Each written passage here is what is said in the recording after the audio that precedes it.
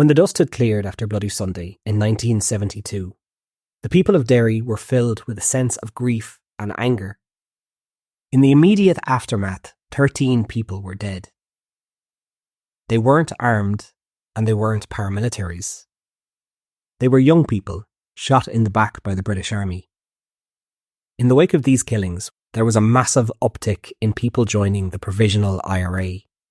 And at the age of 22, Martin McGuinness was a young man who had already been part of the IRA for some time now. He had the seniority, and now he was faced with a massive influx of members from Derry.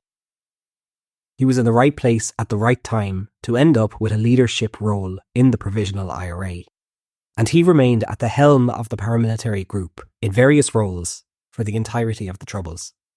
Operating both behind the scenes and in front of the TV cameras, McGuinness was many things. There is no doubt that he was the man who made the orders, and that countless killings and bombings came as a result of his command. But he was also the driving force for peace. He was a fascinating and divisive character, and in this multi-part series, we will delve into his life. This is the story of Martin McGuinness.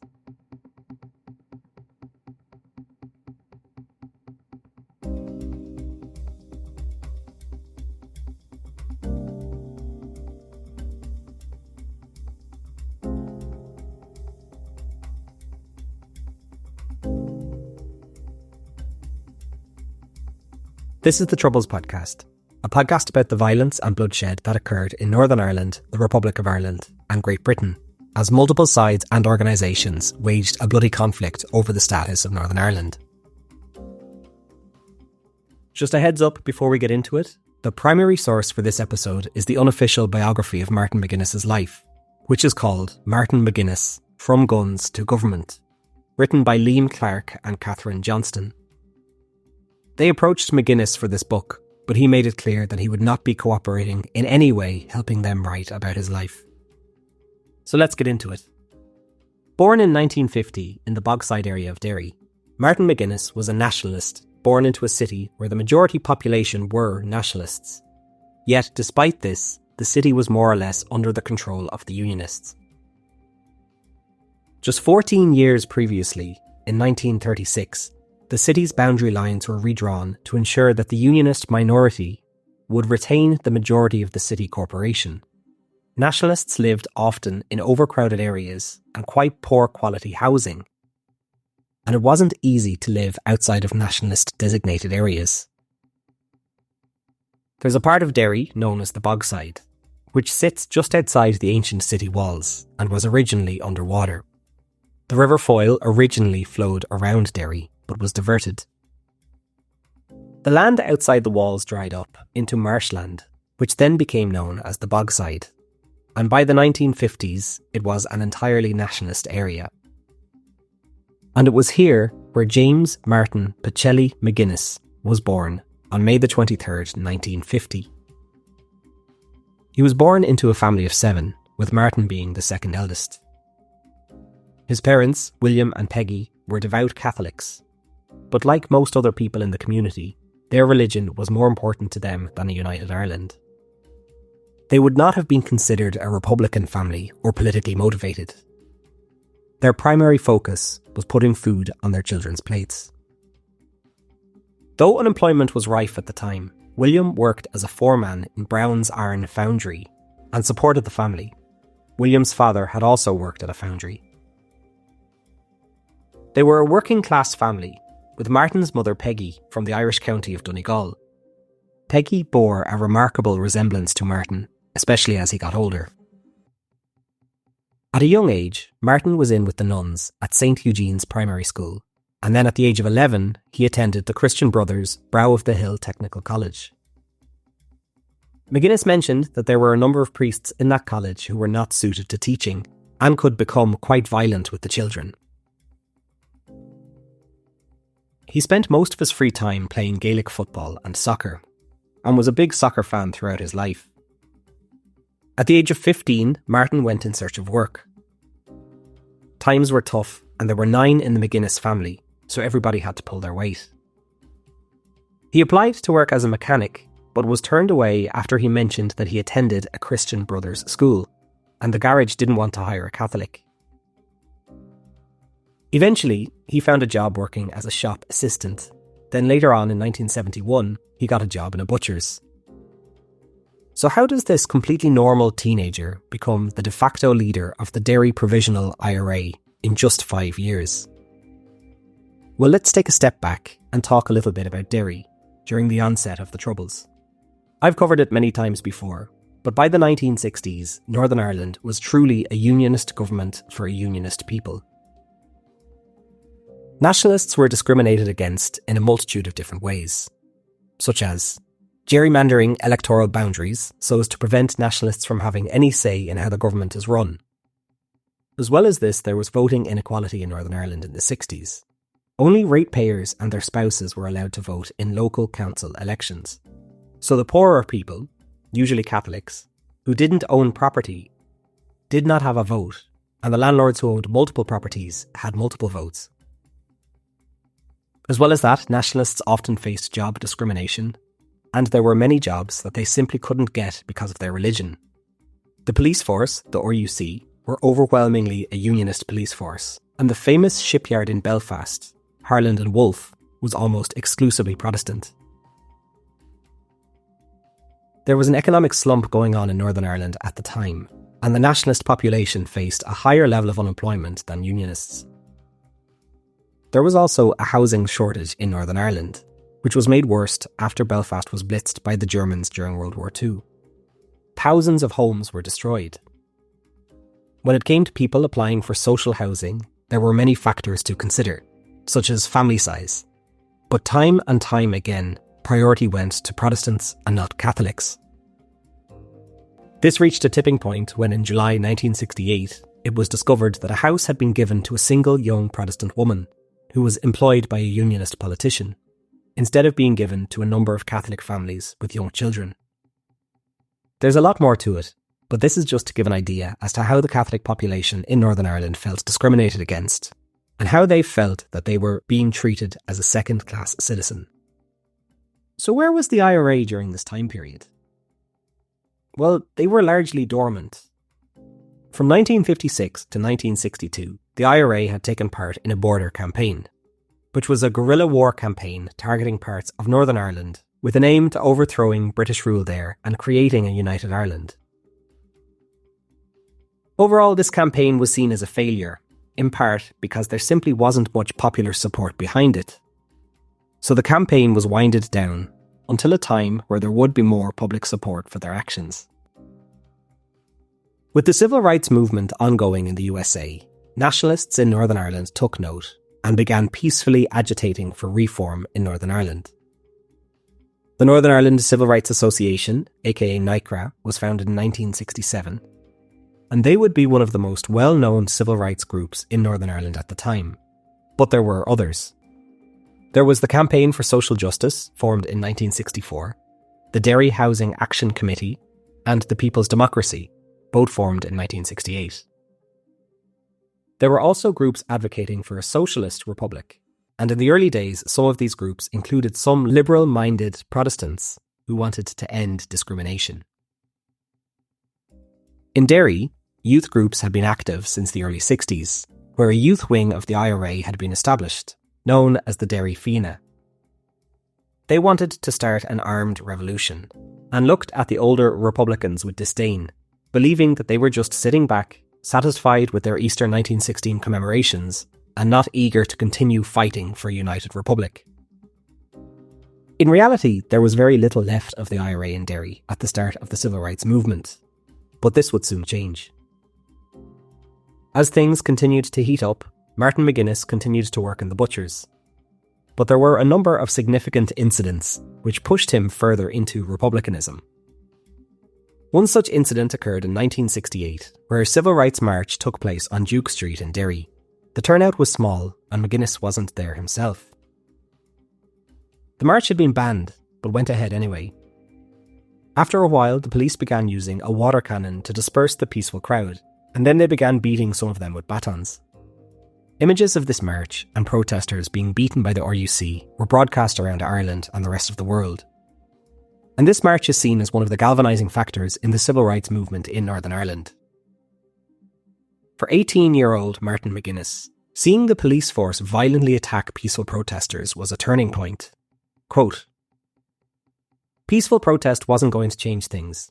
You could only take so much violence from the state, from the RUC and the B-men. The inability of the civil rights movement to actually achieve anything forced me to have a complete look at the entire situation. I very quickly came to the position that justice could only be achieved in the context of a 32-county united Ireland." McGuinness watched as more civil rights protests were attacked by loyalists, while the RUC stood by and watched, doing little to prevent the violence. Another incident which affected McGuinness was the death of Sammy Deviney, who is generally considered to be one of the first victims of the Troubles. On April 19, 1969, the RUC were chasing a group of rioters on Williams Street in Derry. Sammy had his front door open, and some of the rioters burst into his home and escaped out through the back door. Enraged, the RUC who were chasing them started to attack Sammy instead and beat him with batons. He was beaten unconscious and left with very severe injuries. And shortly after this attack, he suffered a heart attack and passed away. Nobody was ever charged for this attack. With the civil rights protests being attacked and people starting to lose their lives at the hands of the RUC, the mood in Derry was darkening significantly. This brings us to what has become known as the Battle of the Bogside. It was August the 12th, 1969, and the day of the Apprentice Boys' March. The Apprentice Boys are a Protestant fraternal society founded in 1814 and based in Derry. The society aims to commemorate the 1688 siege of Derry, when the Catholic King James laid siege to the city and was thwarted by 13 apprentice boys who seized the keys of the city and locked the gates. This was seen as the beginning of the siege of Derry. This moment in history, like the Battle of the Boyne, is seen as a Protestant victory over Catholics, and to this day there are many parades held in Northern Ireland to honour this. In 2007, they held 231 parades in Northern Ireland. So back to 1969. The Apprentice Boys Parade was scheduled to take place, and many newly enraged Catholics saw this as blatant triumphalism. Rumours were spreading, and though the parade doesn't pass through the Bogside, there was talk that there would be an invasion. So the Derry Brigade of the IRA began to prepare for the upcoming battle. Not with guns, but with sticks, stones and petrol bombs. The march began and the violence was almost instantaneous. The Apprentice Boys were followed closely by the RUC, then Loyalists who were also in the crowd. Soon, Loyalists and Nationalists were lobbing missiles at each other. The RUC were not prepared in any way for the violence that occurred. And as the Bogsiders started throwing things at the RUC, they moved in to try and quash the violence, but were ill prepared for the resistance that they met. Their riot shields were too small, and many officers were badly burned by petrol bombs. There was also no relief system in place, so this battle raged for 3 days, and the officers had to be there for the entirety of it. And it wasn't long before they started firing tear gas canisters into the crowds. A 19-year-old Martin McGuinness took part in the Battle of the Bogside, saying, quote, "The fury of a united people has finally exploded. I threw stones, petrol bombs, whatever else I could lay my hands on. After work, I would go home, get my dinner, and go back down and throw stones and whatever else was to hand until 12 o'clock at night." The battle raged and spread to other cities. Loyalist gangs started targeting Catholic families, burning them out of their homes, if they lived in Protestant areas. The Irish Taoiseach suggested deploying the Irish Army into Derry to protect the Catholic people there. Things were spiralling downwards. Then on the afternoon of the 14th, Northern Irish Prime Minister James Chichester Clark requested that the British Prime Minister deploy British soldiers into Northern Ireland. And by 5 p.m. that evening, the first direct military intervention by the British government in Ireland since partition had begun. I'm brushing through the battle as it does really need its own episode, but in the wake of this, the Bogside area of Derry had become a complete no-go area for the RUC or soldiers. Barricades had been set up blocking the road, and a mural had been painted on the side of one of the houses saying, "You are now entering free Derry." But many people were still asking the same question. Where was the IRA? Why were they not here to protect the people of the Bogside? By this stage, the IRA was poorly armed and not organised enough to mount any form of defence. When the British soldiers finally arrived, many Catholics thought that it was a good thing that they would be here to protect them against a biased police force. But it wasn't long before the cracks started to appear. McGuinness himself was wary of them, believing a confrontation was inevitable. Then one afternoon he was returning to his job from lunch when he was stopped by some British soldiers, who subjected him to what he described as a humiliating search. Something in him changed after this, and he began taking part in the daily protests and stone throwing at British soldiers. Martin McGuinness was first arrested in October 1969 and found guilty of disorderly behaviour and fined £50. Then in December, the IRA split into the officials and the provisionals. McGuinness was initially with the officials, but that changed when a Republican petrol bomber was shot dead by the army in 1970. The group, which Martin was a part of, planned a retaliatory attack, and they were going to place a landmine on a road where there would be a British Army patrol. This plan was made, then word was sent down to command in Dublin, who decided to suspend the attack completely. This enraged Martin McGuinness, and a friend said of his reaction, quote, "Martin McGuinness went away very angry. I would be friendly with Martin, but I am convinced that he is a very ruthless man. Martin wasn't political. Martin was a gunman who had a primitive physical force philosophy about the soldiers. Send them home in boxes and free Ireland." Shortly after this, McGuinness left the officials and joined the provisionals. He believed that the provisional IRA wanted to fight. In his own words, quote, "The officials would not give us any action." His first role in the provisional IRA was as their finance manager, though there was little to no actual finances coming in yet, just a little bit of money for petrol and scraping money together for guns from the USA. During this time, McGuinness went around trying to convince members of the officials to jump ship and join the provisionals. One of his earliest missions involved securing guns for the Derry Brigade of the IRA, which saw him arriving into Free Derry with a car boot full of Armalites, and in a way single-handedly arming the Derry provisionals. Clark and Johnston write that his reputation as a hardline operator was sealed after this mission.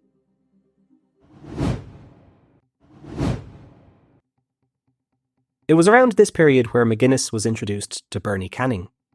She was a Derry woman from a Republican family, and the two dated for 2 years before eventually getting married, and they would end up having 4 children together. There were 2 other deaths which deeply affected Martin McGuinness.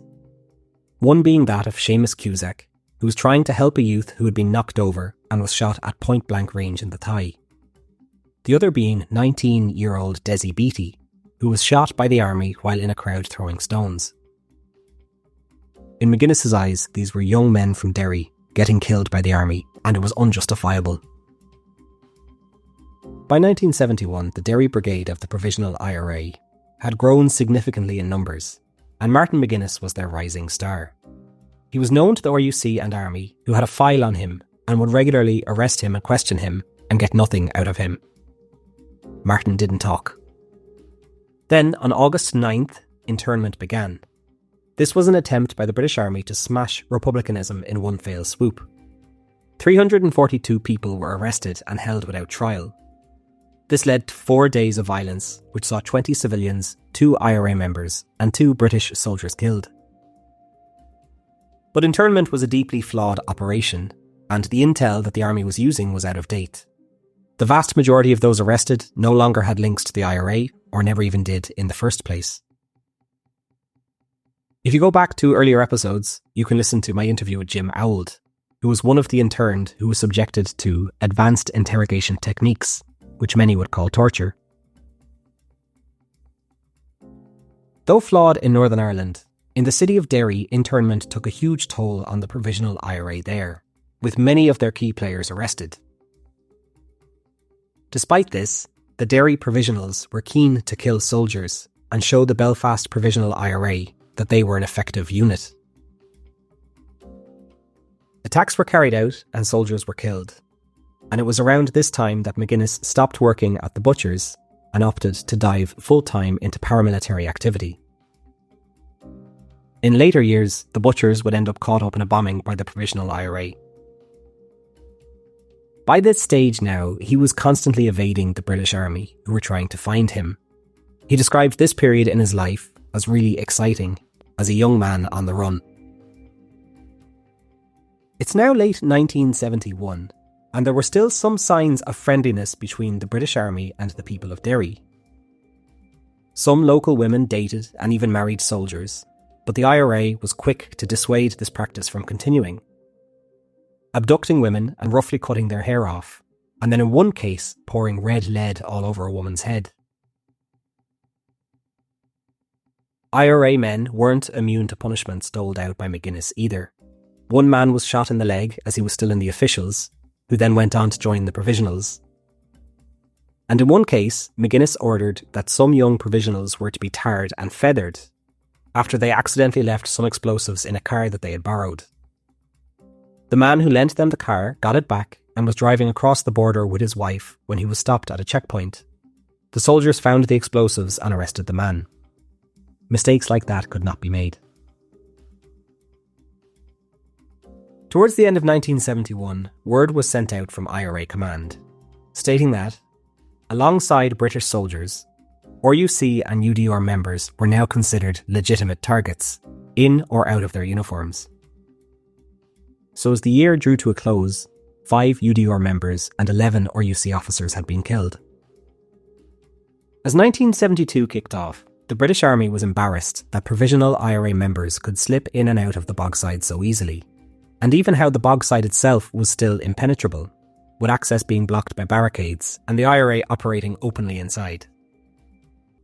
For McGuinness, he was second in command to the existing OC, but by this stage many of his men ignored the actual OC and they were only taking orders from McGuinness himself, who believed that the existing OC, quote, lacked the stomach to take on the Brits. This brings us to Sunday, January 30th, 1972, a day that was to become known as Bloody Sunday. On this day, a civil rights, anti-internment demonstration was organised by NICRA. Tensions had mounted in Derry and were on the edge of bubbling over. In the lead up to the march, there were also some significant incidents which further incensed the people of Derry. In July 1971, 8-year-old Damien Harkin was knocked down and killed by a British Army transport lorry. Then on the 9th of September, 3-year-old Gary Gormley was knocked down, killed by an army vehicle speeding through the Bogside. On both occasions, these vehicles drove on and didn't stop. As well as that, 14-year-old Annette McGavigan was killed, shot in the back of the head by an army sniper. Many paramilitaries and members of the security services had also been killed, and there was a lot of tension surrounding the NICRA march on January 30th. The Provisional IRA had made a promise that no armed IRA members would be near the march. Shortly before 4 p.m, British paratroopers opened fire on the crowd, shooting 26 individuals and killing 13 on the day, with an additional victim succumbing to their wounds months later, bringing the death toll to 14. Of those killed, many were shot in the back as they were running away, or running to administer aid to the wounded. The shock and outrage that emerged from what happened on Bloody Sunday led to a massive increase in support for the IRA. Again, this is a hard episode to write because each of these incidents really are their own episode themselves, so be sure to go back and listen to the Bloody Sunday episode if you haven't already. So what was Martin McGuinness doing on Bloody Sunday? There are varying accounts, but I'll go through what is mentioned in the book, Martin McGuinness, From Guns to Government. The OC of the Derry Provisionals had ordered that all weapons were to be taken out of the Bogside before the march, and to avoid any confrontation on the day. But McGuinness had other plans. On Saturday night, he met with Paddy Ward, the leader of the Derry Fianna, and gave him a list of targets, which were buildings around central Derry near the Guildhall. Ward and 7 other provisionals were then given 2 nail bombs each at lunchtime on the day of the march. Quote, McGuinness told us to join the march when it moved off from the Bishop's Field.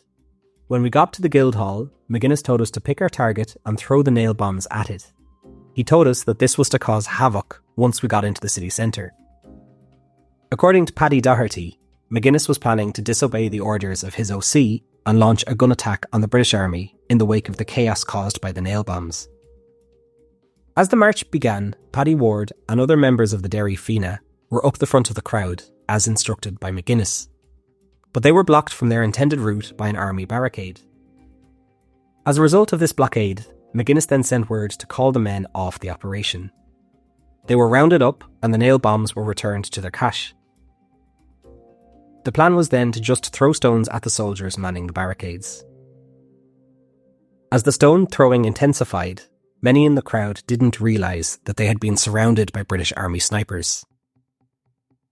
McGuinness ended up inside a bookies, and it would appear that he planned to throw a nail bomb out the upper floor window at the soldiers below. But before this plan came to fruition, the men got word that the army was coming for them, so they had to scatter. It was at this point that one person alleges that as the soldiers were coming into the bookies, McGuinness fired a shot from a Thompson machine gun at the door they were due to come in through before escaping.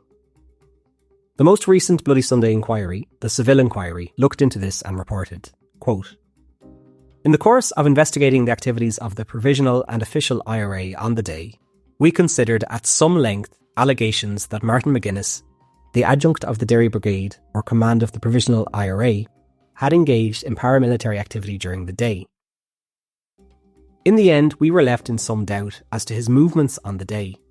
Before the soldiers of Support Company went into the Bogside, he was probably armed with a Thompson submachine gun, and though it is possible that he fired this weapon, there is insufficient evidence to make any finding on this, save that we are sure that he did not engage in any activity that provided any of the soldiers with any justification for opening fire.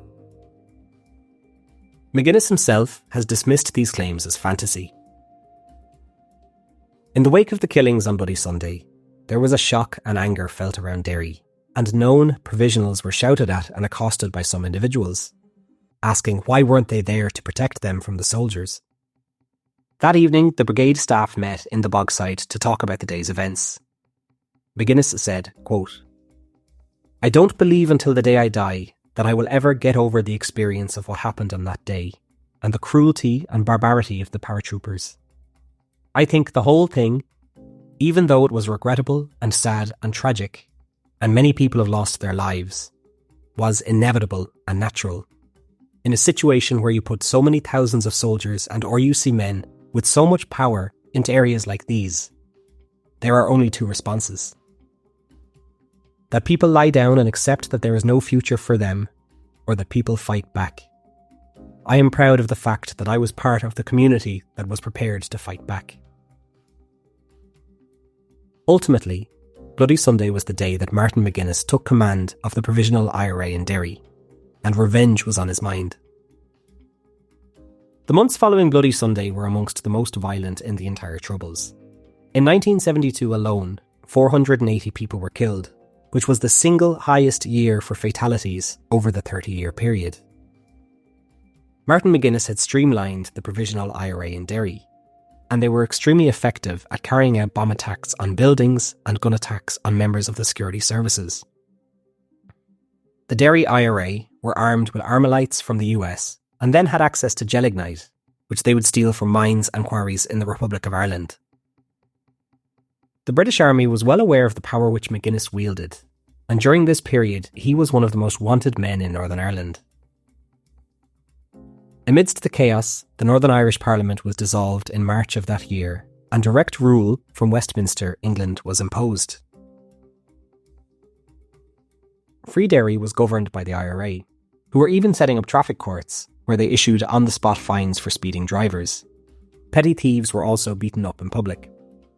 Though on the run, McGuinness was often seen out in the open in the Bogside, and there is footage of him walking the streets and talking with reporters from the media, openly admitting that he's a member of the IRA. Now, as the officer commanding the Derry part of the IRA provisional operation, can you say whether the bombing is likely to stop in the near future in response to any public demand? Well, we will always take into considerations the feelings of the people of Derry, and these feelings will be passed on to our GHQ in Dublin, you know. But many in Northern Ireland wanted this violence to end, and in Derry, pressure was put on the Provisionals to call off their campaign. So on June 13th, 1972, the IRA staged a press conference where they said they would call a 7-day truce if they could speak to the Northern Ireland Secretary of State, William Whiteclaw. If this invitation is accepted by Mr. Whitelaw within a period of 48 hours, the Irish Republican Army will suspend all offensive military operations for 7 days. They wanted Whiteclaw to meet them in Free Derry, but instead, a provisional IRA delegation was secretly flown to London to meet with him. He didn't have much hope for the meeting, but he, quote, wanted to see the whites in their eyes. The members of the delegation who attended were the IRA's chief political strategist, Daithí O'Connell, the chief of staff, Sean McStiffon, Belfast commander, Seamus Toomey, Martin McGuinness, and finally Gerry Adams. In the documentary Provos by the seminal journalist Peter Taylor, he interviewed Sean McStiffon, asking him if all of the members in the delegation were in the IRA. Here's the exchange. All were IRA? Yes. Not Sinn Féin, but IRA. All of them? Yes. Including Martin McGuinness? Oh, yes. Including Gerry Adams? Well, all of them. It should be noted that Gerry Adams has always denied being a member of the IRA or participating in any IRA-related violence. The meeting in London was significant. It was the first time the British government officials had met with the Provisional IRA. Unfortunately, the meeting didn't go anywhere. The IRA delegation listed off their demands in a statement, and there wasn't really much space for negotiation, and the meeting ended without any resolution. Bizarrely, it appears that Martin McGuinness had arrived to the talks with a gun in his pocket. When questioned about this fact, here's McGuinness's response. It is true that I was part of a Republican delegation which went to Cheney Walk to meet with William Whitelaw. How I was dressed, I think, is just a matter for myself at that time. So, are you saying you were carrying a gun or you weren't? I'm not saying anything about it. The men returned back to Northern Ireland, and within 48 hours the truce had ended, after only lasting for 2 weeks. The Provisionals were determined to intensify their campaign of violence after this, and on July 21st they carried out what became known as Bloody Friday, which saw them detonate 22 bombs around Belfast, which ended up killing 9 people. It was meant to be an IRA display of strength, but ended up killing more civilians than soldiers and was largely seen as a PR disaster for the IRA, one of many. Then at the end of July, the British Army began Operation Motorman, which saw the British Army retaking no-go areas in Belfast and Derry and dismantling the barricades which had been set up.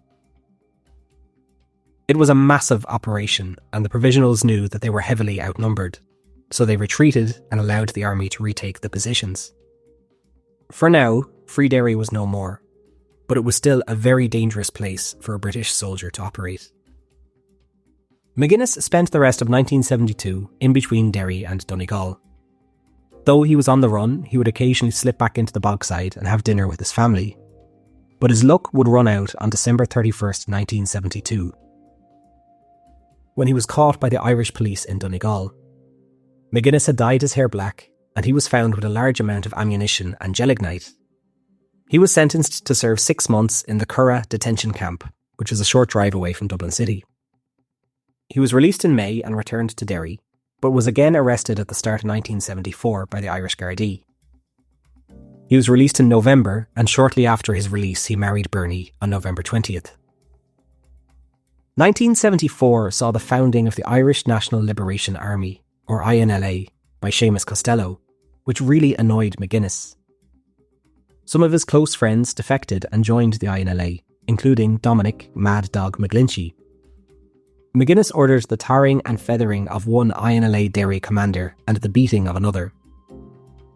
A lasting ceasefire began in 1975, with the provisionals under the impression that this would lead to a total military withdrawal from the British from Northern Ireland, but this broke down in August with the Bayardo Bar attack in the Shankill in Belfast, which saw 4 Protestant civilians and 1 UVF member killed in an IRA gun and bomb attack. During this period, McGuinness was less active on the front lines, but was actively involved in the planning, preparation and sanctioning of attacks. He was again arrested in 1975, and this time he claimed that he was a former member of the Provisional IRA. Over the next few years he was arrested multiple times, but the charges would ultimately be dropped, citing lack of evidence. It was around this time that British Army intelligence were also heavily ramping up their web of agents and informers, and there was a belief that the Derry IRA was riddled with informers and disillusioned paramilitaries who were susceptible to offers of cash from the Army or RUC. Remember, it didn't pay much to be a paramilitary, and most of these men had very little money and families to support. By 1976, McGuinness was 26 and one of the most senior Provisional IRA members at the time. But there were some serious problems with the IRA. And some would even say that this was the closest they'd ever come to defeat.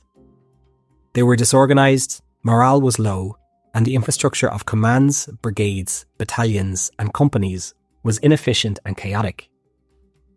Something needed to change to ensure the survival of the paramilitary group. A total restructuring began. The IRA would be divided up into 2 units, Northern Command and Southern Command. The commands would then be divided up into brigades, then the brigades would have their own active service units. Only the head of the service units would know the identity of all of its members, thus making it harder for the army to make use of their network of agents. If a bombing or shooting was thwarted by the army, only a select few men knew of the operation, so in theory one of them had to be informing. On the side of the IRA, the narrative was also changing. This was not going to be a quick victory. Instead, it was going to be a long war.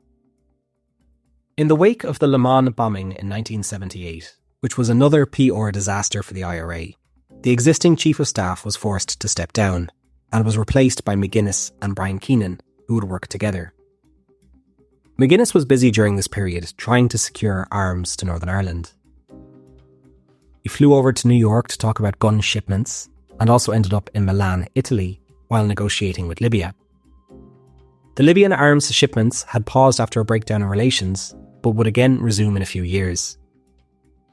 A major success for the Provisionals under McGuinness was the assassination of Louis Mountbatten on August 26, 1979, who would regularly spend his summers in Sligo in the Republic of Ireland.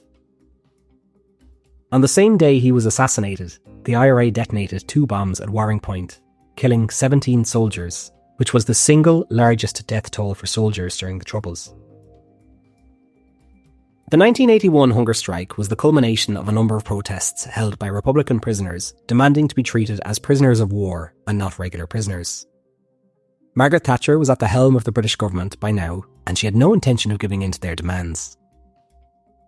By 1980, 360 male prisoners and 33 women were taking part in the dirty protests, which were the precursor to the hunger strikes. Martin McGuinness had to tread a fine line here. He was sympathetic to the plight of the prisoners, but if the British government were to emerge victorious and the prisoners ended their strike with no resolution, then it would be a significant morale defeat for the IRA. Things escalated and the prisoners began their first hunger strike. They had a number of demands, one of which being not to wear the prison uniform and instead wearing their own clothing. And McGuinness ordered a picket outside the home of SDLP leader John Hume, complaining of Hume's party's inactivity in trying to save the men on hunger strike. Hume said that he was doing his best and that he was the go-between between the strikers and the British, and that he argued to them, quote, "What did it matter what they wore as long as they were in prison?"